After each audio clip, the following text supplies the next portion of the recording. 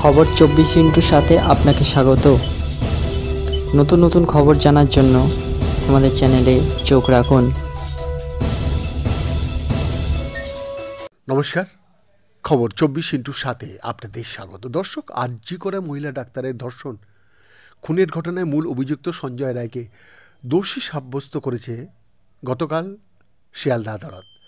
কিন্তু সেই রায় সমস্ত বিতর্কে পূর্ণচ্ছেদ কি টানতে পারেনি। কিছু প্রশ্নের উত্তর এখনও অধরা। 9 আগস্টের ঘটনার পরে তথ্য প্রমাণ লোপাটের অভিযোগ তুলেছিলেন অনেকেই। খোদ সিবিআইও সেই অভিযোগ উড়িয়ে দেয়নি, বরং ওই অভিযোগেই তারা গ্রেপ্তার করেছিল আরজি করের প্রাক্তন অধ্যক্ষ সন্দীপ ঘোষ এবং টালা থানার প্রাক্তন ওসি অভিজিৎ মণ্ডলকে। পরে সিবিআই চার্জশিট দিতে না পারায় ওই মামলায় তারা দুজনকেই জামিন দিয়ে দিয়েছেন আদালত। আরজি করে নিহত চিকিৎসকের দেহ উদ্ধারের পরদিনই মূল অভিযুক্ত সঞ্জয়কে গ্রেপ্তার করেছিল কলকাতা পুলিশ। 10ই আগস্ট থেকে পুলিশের একাধিক আচরণ, হাসপাতাল কর্তৃপক্ষ এবং রাজ্য সরকারের কিছু পদক্ষেপে বিতর্ক বেড়েছে। সঞ্জয়ের সাজা ঘোষণার পরেও সেই প্রশ্নগুলো কিন্তু রয়েই গিয়েছে। ধর্ষণ খুনের ঘটনায় সন্দীপ এবং অভিজিতের বিরুদ্ধে রিপোর্টে সিবিআই দাবি করেছে তারা তদন্তের মোড় ঘোরাতে চেয়েছিলেন। সঞ্জয়ের গ্রেপ্তারির পরেও তার পোশাক এবং অন্যান্য জিনিসপত্র বাজেয়াপ্ত করতে 2 দিন অতিরিক্ত সময় নিয়েছিল পুলিশ, দাবি করেছিল সেই সিবিআই। এখনও সেই সংক্রান্ত চার্জশিট দেয়নি তদন্তকারী সংস্থা। কেন বেশি সময় লাগলো, সেই প্রশ্ন কিন্তু থেকেই গিয়েছে। সঞ্জয়কে গ্রেপ্তারের পর কলকাতার তৎকালীন পুলিশ কমিশনার বিনীত গোয়েল সাংবাদিকদের জানান, তিনি যে মূল অভিযুক্ত মানে আমাদের সঞ্জয়, যার কালকে সাজা হয়েছে, কিন্তু ধৃতের পরিচয় জানতে চাইলে প্রশ্ন এড়িয়ে যান বিনীত।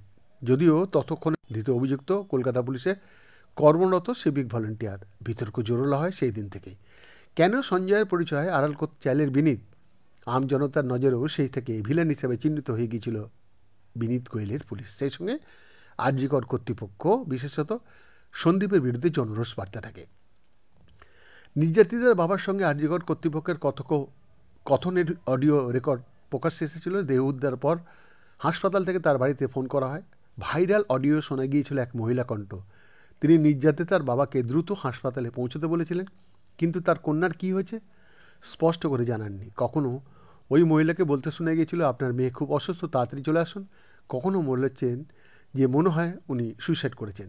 ফোনে তার কথার এই ধরনের অসঙ্গতি বিতর্ক আরও বাড়িয়ে দেয়। অভিযোগ, আসল ঘটনা ধামাচাপা দিতেই ফোনে সঠিক তথ্য দেওয়া হয়নি।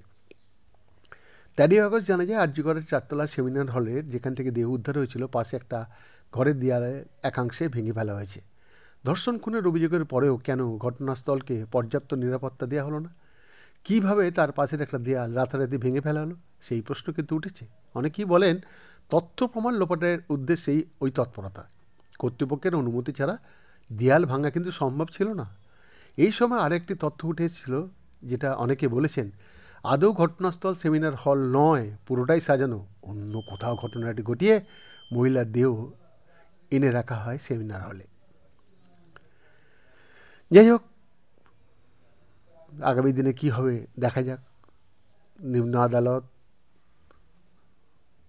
পশ্চিমবঙ্গের সবচেয়ে উচ্চ আদালত কলকাতা হাইকোর্ট, তারপরে ভারতবর্ষের উচ্চ আদালতে এই মামলাটা নিশ্চয়ই যাবে। কিন্তু আমাদের নিরন্তর প্রয়াস এবং মানবিক দিক থেকে যদি বলতে চাই, এই ঘটনার সত্যি কে ছিল পেছনে, সেটা কিন্তু সামনে আসাটা সময়ের চাহিদা। বৈদ্যনাথ দাসের রিপোর্ট, খবর 24/7।